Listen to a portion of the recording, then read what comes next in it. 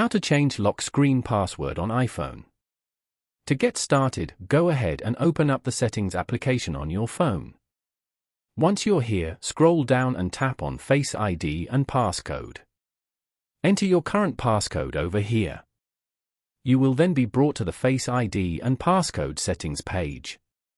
Over here, you can manage apps using Face ID and other iPhone access settings, set up alternative appearances and change your passcode. Scroll down and tap on Change Passcode. Enter your current passcode over here again. Now, enter your new passcode over here. Note that for the next 72 hours, you can use your previous passcode to reset your new passcode if you forget it. Following these steps, you can easily change lock screen password on iPhone. Thank you for watching.